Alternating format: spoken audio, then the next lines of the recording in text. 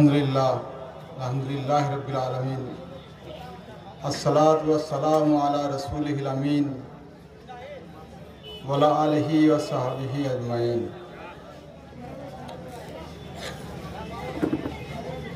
अम्मा बाद औज़ु बिल्लाहि मिनश शैतानिर रजीम बिस्मिल्लाहिर रहमानिर रहीम। अमन अहसनु क़ौलन मिम्मन दअा इलल्लाह व अमिला सालिहान व क़ाला इन्ननी मिनल मुस्लिमीन। आजकेर এই জনসভায় উপস্থিত জামাত ইসলামী হিন্দের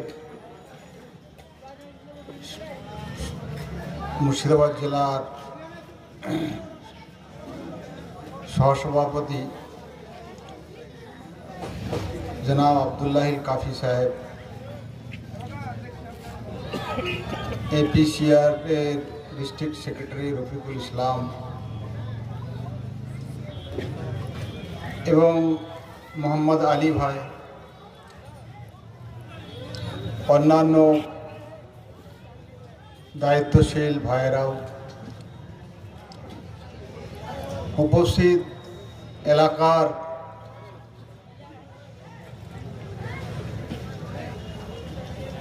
प्राणप्रिय आमादेर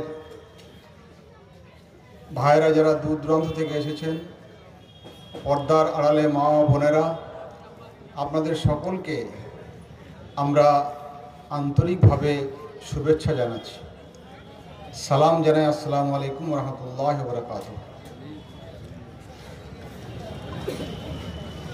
এটা খুব কষ্টের বিষয়, দুঃখের বিষয় যে মানুষ হচ্ছে সৃষ্টির সেরা, মানুষ আশরাফুল মখলুকাত। আমাদের যিনি সৃষ্টি করেছেন, আমাদের যিনি প্রভু, বিশ্ব প্রভু, তিনি মানুষকে সৃষ্টির সেরা করে দুনিয়ায় পাঠিয়েছেন। তার জ্ঞান দিয়েছেন, ভালো আর মন্দকে বিচার করার ক্ষমতা দিয়েছেন, যেটাকে আমরা বিবেক বলি, চিন্তা ভাবনা করার যোগ্যতা দিয়েছেন, সুন্দর চেহারা দিয়েছেন, কর্মক্ষমতা দিয়েছেন, নতুন নতুন জিনিস আবিষ্কার করার বুদ্ধি দিয়েছেন। অথচ সেই মানুষদেরকে রাস্তায় নেমে আন্দোলন করতে হচ্ছে যে আমাদের অধিকার কেড়ে নেওয়া হচ্ছে, সুতরাং অধিকার যে যারা কাড়ছে, কেড়ে নিচ্ছে, তাদের বিরুদ্ধে প্রতিবাদ করতে হবে, আন্দোলন করতে হবে, মুভমেন্ট গড়ে তুলতে হবে। সারা বিশ্বে বিভিন্ন মানুষের যে অধিকারের উপরে হস্তক্ষেপ হচ্ছে, তার জন্য বিভিন্ন দেশে আন্দোলন চলছে, আন্দোলন হয়ে এসেছে, আগামী দিনও হবে। কিন্তু এটা তো হওয়ার কথা ছিল না। আচ্ছা, আপনারা কি দেখেছেন যে বর্ষাকালে জলাশয়ে, ডোবায়, খাল বিলে ব্যাঙরা ডাকে না? তাহলে এমনকি দেখেছেন যে একদল ব্যাঙকে আন্দোলন করতে হচ্ছে যে তারা যে ডাক পড়ে, অন্য ব্যাঙেরা তাদের গলা টিপে ধরে, তাদের ডাকতে দেয় না, এই জন্য তাদেরকে আন্দোলন করতে হয় যে আরে আমাদেরকে তো ওই গ্রুপের ব্যাঙগুলো, পাশের ডোবার ব্যাঙগুলো আমরা খুব আনন্দের সঙ্গে ডাক পাড়ছে, আর ওরা আমাদের গলা টিপতে আসছে, ওরা আমাদের বলছে ডাক পড়া যাবে না, ওরা পারবে কিন্তু আমাদের ডাক করা যাবে না। এমন হয়েছে? কুকুর রাস্তায় সব ঘেউ ঘেউ করে, তো তাহলে একদল কুকুর কি আরেক দল কুকুরকে ঘেউ ঘেউ করা বন্ধ করে দেয়? তার জন্য আরেক দল কুকুর আরেক দল কুকুরের কাছে নালিশ করে, দাবি করে, আন্দোলন করে যে আমাদের কেন ঘেউ ঘেউ করা বন্ধ করে দেওয়া হচ্ছে? এটা হয় না। কিন্তু দুর্ভাগ্যের বিষয় যে মানুষের বিবেক থাকা সত্ত্বেও, ভালো মন্দ বিচার করার, বিশ্লেষণ করার ক্ষমতা থাকা সত্ত্বেও, তাদের মধ্যে নৈতিক চেতনা এবং চরিত্র দেওয়া সত্ত্বেও আজকে মানুষের অধিকারের উপরে বলাৎকার করা হচ্ছে।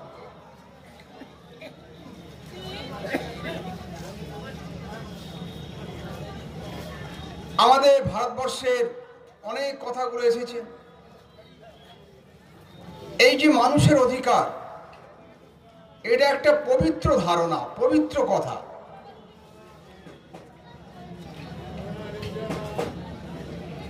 দুনিয়াতে মানুষের অধিকারের ব্যাপারে কোথা থেকে আমরা প্রথম জ্ঞানটা হাসিল করলাম? লোকেরা বলে যে মানুষের অধিকার রক্ষার ব্যাপারে আন্দোলনের ইতিহাস ইউরোপের মাটি থেকে হয়েছে। লন্ডনে, ইংল্যান্ডে, ফ্রান্সে, আমেরিকাতে, আমেরিকার মহাদেশে, আমেরিকায়। কথাটা ঠিক নয়। আসলে মানুষের কি অধিকার, এই অধিকারের ব্যাপারে মানব জাতিকে যিনি সৃষ্টি করে দুনিয়ায় পাঠিয়েছেন, যার পূজা, উপাসনা, আরাধনা মানুষ করে, তিনিই মানুষকে গাইডলাইন দিয়েছেন, তিনিই মানুষকে হেদায়েত দিয়েছেন যে প্রত্যেক মানুষকে সম্মান করবে, তার মর্যাদা দেবে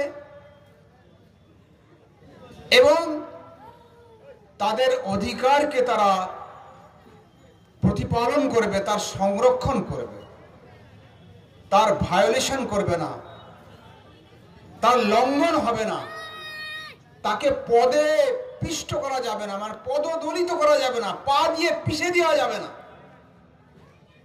যদি করা হয় তাহলে এটা হবে মানুষ জুলুম করলো, সে হলো জালেম।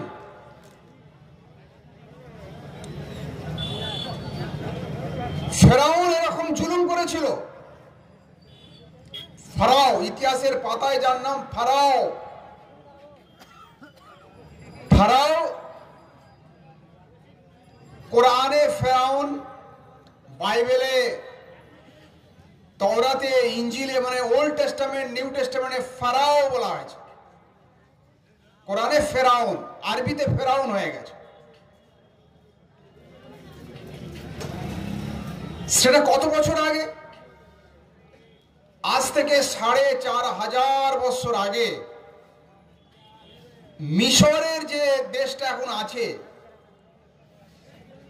এই দেশটা তখন খুব কিন্তু উন্নত ছিল, সুসভ্য বলে তারা বলতো। দুনিয়া সব থেকে নামকরা দেশ। নীল নদী সেখান থেকে বয়ে যাচ্ছে, তার দুকুল ছাপিয়ে আপনার তার দুই পাড়ে সুজলা সুফলা শ্যামলা বন বনানী, মানুষ চাষবাস করে, খুব উন্নত দেশ। নীল নদের সভ্যতা বলা হয় মিশরকে, তাই না?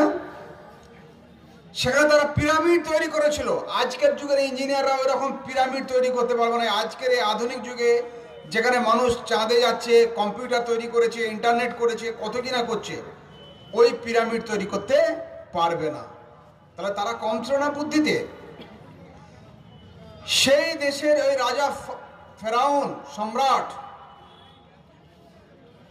র থেকে ফেরাউন, র মানে সূর্যের উপাসনা যারা করে, সূর্যের উপাসক, সূর্য দেবতাকে মানে।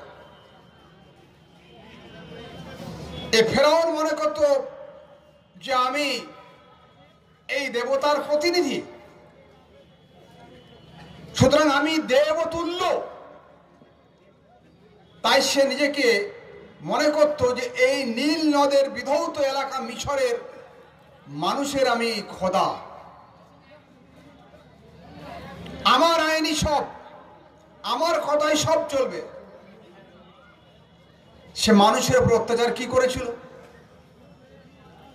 না, মানুষদেরকে বিভিন্ন ক্লাস, বিভিন্ন শ্রেণীতে ভাগ করে দিয়েছিল। এবং যারা বনি ইসরাইল কওম, যাদেরকে আজকে আমরা ইহুদি জাতি বলে জানি, এদের পূর্বপুরুষ এই বনি ইসরাইল, যাদেরকে আজকে আমরা ইহুদি বলে জানছি, যাদের একটা রাষ্ট্র দুনিয়া আছে, যাদের ইসরায়েল, এদেরকে, এরা ছিল সংখ্যালঘু সম্প্রদায়ের মানুষ। আর ফেরাউনের জাতির লোকেদের বলা হতো কিপ্তি, কিপ্তি সম্প্রদায়, এরা মেজরিটি ছিল। তো ফেরাউন সম্রাট এই বনি ইসরাইল কওমের মানুষদেরকে গোলামির শেকলে বেঁধে দিয়েছে, অত্যাচার জুলুম করত। এত অত্যাচার যে এই বনি ইসরাইল, আজকে যারা আমি ইহুদি বলছি, এদের ঘরে যদি কোনো পুরুষ ছেলে জন্মাতো, বেটা ছেলে জন্মাতো, সম্রাট ডিক্লারেশন দিয়ে দিল, রাজকীয় ফরমান, যে এদের হত্যা করা। তার মানে যাতে এদের জনসংখ্যাকে একদম কমিয়ে দেওয়া যায়, এরা যেন আমাদের বিরুদ্ধে কোনো লড়াই সংগ্রাম করতে না পারে।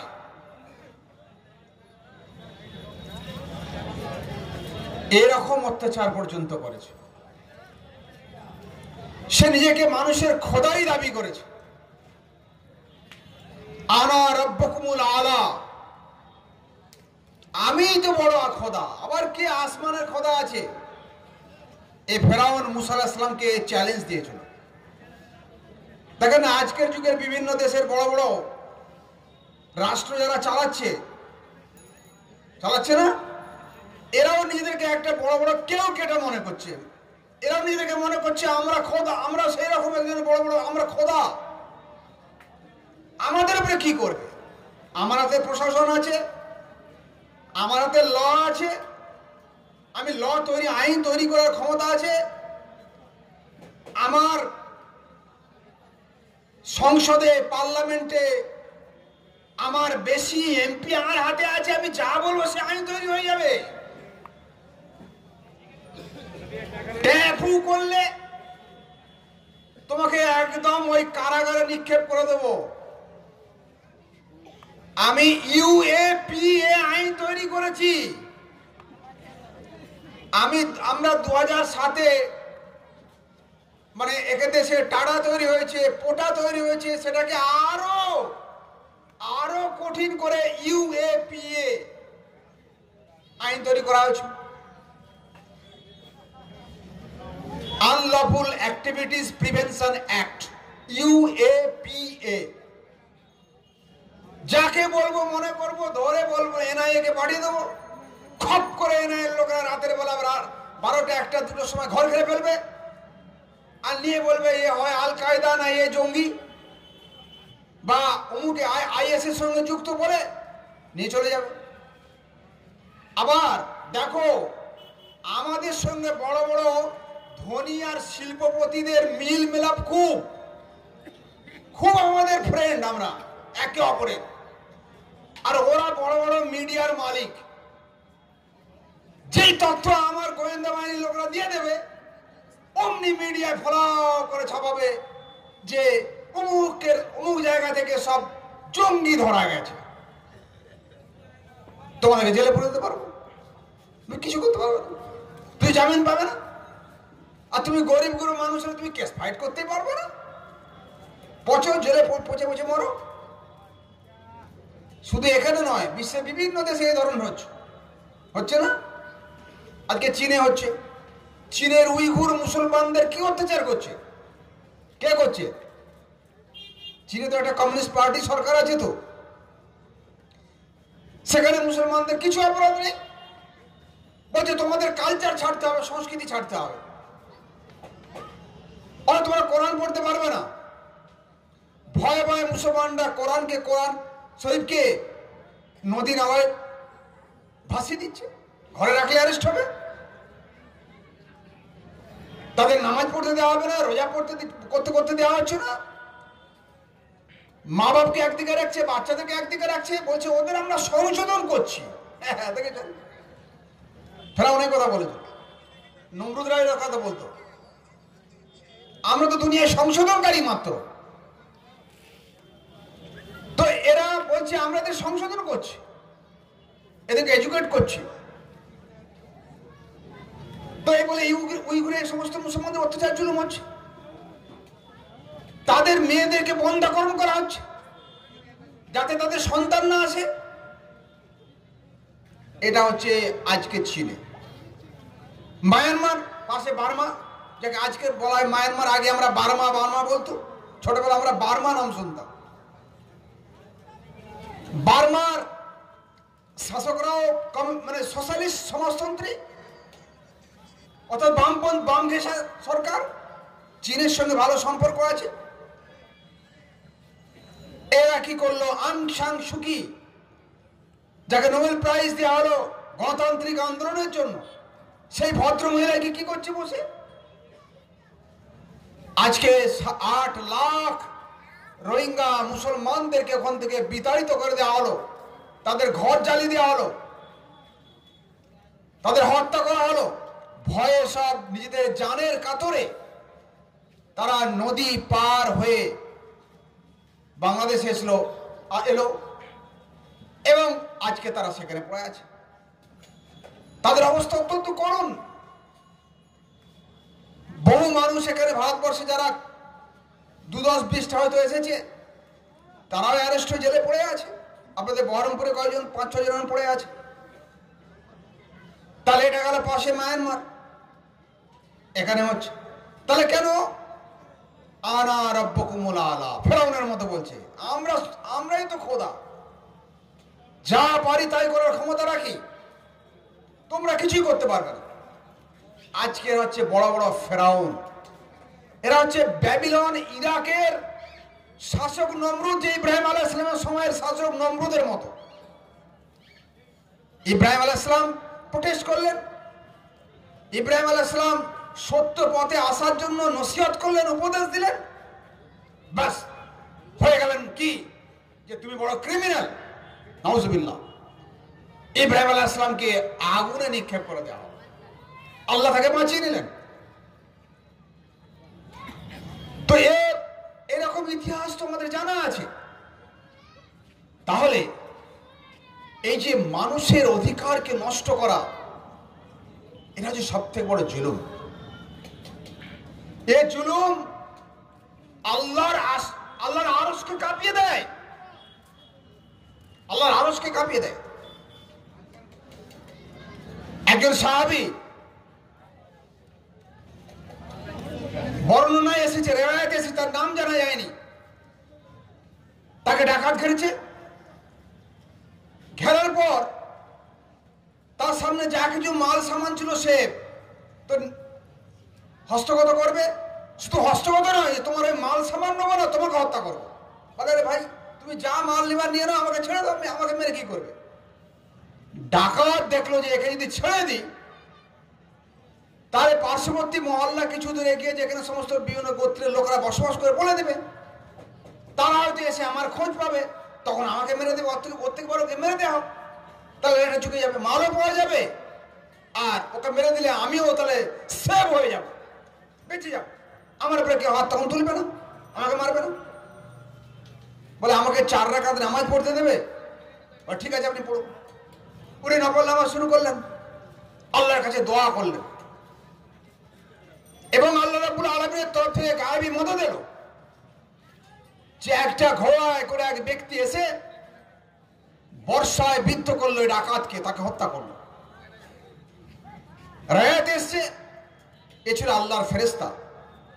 যখন সাহাবী হয়ে দোয়া করছিলেন, আসমানের দরজাগুলো শব্দ হচ্ছিল, অর্থাৎ ওই দোয়া আসমানের দরজায় গুলোই করাঘাত করছিল, আর সে আজই পর্যন্ত পৌঁছে গেছে। এবং আল্লাহ রাব্বুল আলামিন এই ফেরেশতা, যে ফেরেশতা বলে ইয়া রাব্বুল আলামিন, ইনি ছিলেন চৌঠা আসমানের ফেরেশতা, যে আল্লাহ ওই ডাকাতকে মারার জন্য আমি যেতে ইচ্ছুক, আপনি আমাকে পারমিশন দিন, আল্লাহ যাও। তাহলে এটা কি প্রমাণ হলো? হাদিস শরীফ এসেছে, যখন কোন অত্যাচারী মানুষ, অত্যাচারী সম্প্রদায়, অত্যাচারী জাতি, অত্যাচারী শাসক, অত্যাচারী রাজা, বাদশাহ, সম্রাট, এরা যখন মানুষের উপরে জুলুম করার উপরে করে, অন্য সম্প্রদায়ের উপরে, অন্য কমিউনিটির উপরে, অন্য মানুষের উপরে, অন্য জাতির উপরে, আল্লাহ তাকে বেশি দিন রেয়াত দেন না। আজ যারা ক্ষমতায় আছে তারা তো ক্ষমতার মদমত্তে এত পাগলের মতো হয়ে গেছে, তারা যা ইচ্ছা খুশি মানুষের অত্যাচার জুলুম করছে, আইনের বলে, প্রশাসনের বলে। কিন্তু আল্লাহ এদেরকে কোনদিন ছাড়বেন না। তারা মনে করছে আমাদের উপরে কেউ নেই। আল্লাহ রাব্বুল আলামিন সবকিছু দেখছেন। সম্মানিত ভাইরা, নবী পাক সাল্লাল্লাহু আলাইহি ওয়াসাল্লাম বললেন, হযরত মুহাম্মদ মুস্তাফা সাল্লাল্লাহু আলাইহি ওয়াসাল্লাম, এটা হিন্দু মুসলিম সবের এই হাদিস, এটা শোনা দরকার। তিনি বললেন যে তোমরা জালেমের সহায়ক হও, তাকে সহায়তা করো, আর যে মজলুম তার সহায়তা করো। তার মহান সাথীরা, অর্থাৎ যাদেরকে আমরা সাহাবা বলি, সাহাবায়ে কেরাম রিজওয়ানুল্লাহ আজমাইন, ইয়া রাসূলুল্লাহ, হে আল্লাহর রাসূল, যে জুলুম করে, জালেম, যে মজলুম, যে অত্যাচারিত, যার উপর অত্যাচার করা হয়েছে, তার তো সহায়তা করার কথা আমরা বুঝতে পারলাম, তাকে সাহায্য করতে হবে। কিন্তু জালেমের কিভাবে আমরা সহায়তা করবো, যে অত্যাচারী? তিনি বললেন, জালেমের হাতকে জুলুমের থেকে রুখে দাও, এটা তার সহায়তা করো, যাতে সে অন্যের উপরে জুলুম না করতে পারে। আজকে এই জালেমের হাতকে রোখার বড় অস্ত্র কি? কেউ বলবে? Yes, vote. যে ভাই বললেন ওকে ভালো করে চা খাইয়ে দেন ভাইয়েরা, তাহলে ভোট। ভোট হচ্ছে সব থেকে বড় পাওয়ার, সব থেকে বড় শক্তি একটা গণতান্ত্রিক রাষ্ট্রে। ভারতবর্ষের মতো গণতান্ত্রিক রাষ্ট্রে এখনো গণতন্ত্র শেষ হয়ে যায়নি, একে ধ্বংস করার চেষ্টা হচ্ছে। আগামী দিনে একে ফ্যাসিবাদী, ফ্যাসিস্ট দেশ হিসাবে নিয়ে যাওয়ার চেষ্টা করা হচ্ছে। তাদের আইডিওলজি সেরকম, তাদের আদর্শ সেরকম। তাহলে ভোট দিয়ে এই জালেমদের আপনার করতে হবে কি, রুখতে হবে।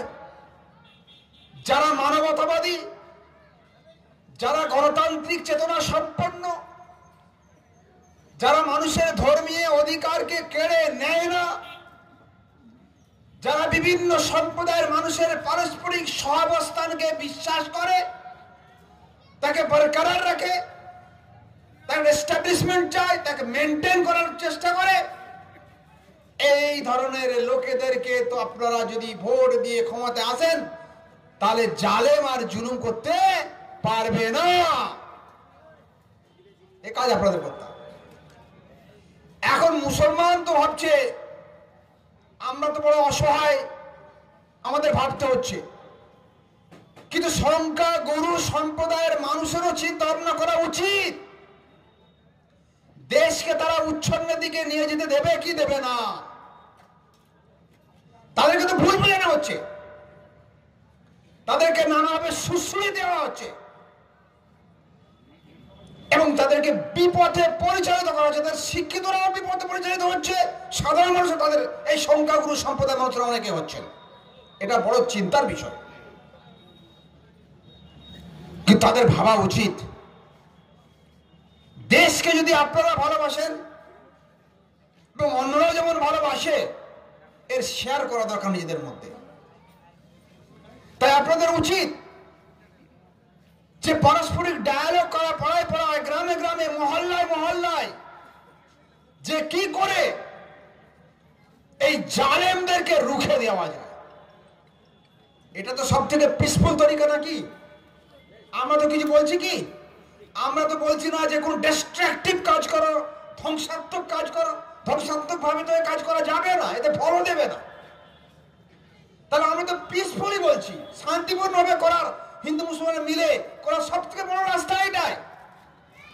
না হয় আজ যদি কেউ কোনো ভাবে মোহাচ্ছন্ন হয়, মদিরা পান করে নিয়ে, যেমন মানুষ মদিরা পান করে করে তার মাথায় কিছু থাকে না চিন্তা ভাবনা করার, এবং যদি মোহাচ্ছন্ন হয়ে যায় আর যদি মনে করে না এদের আনতে হবে, রাখতে হবে, তাহলে আগামী দিনে ভুগতে হবে।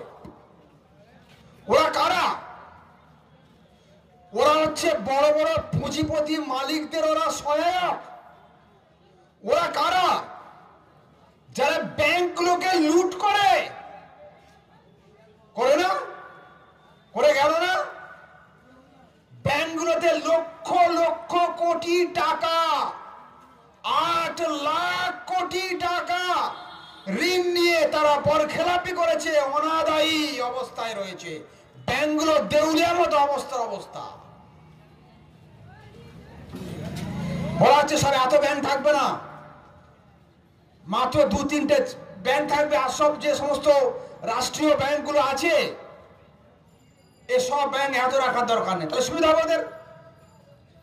এখন তো মানুষ এমনও পর্যন্ত ভয় করছে যে ব্যাংকে রাখলে পরে যদি ফট করে কোনো ব্যাংক বলে দেয় যদি আমি দেউলিয়া হয়ে গেছি, আমার টাকাগুলো সব ভ্যানিশ হয়ে যাবে।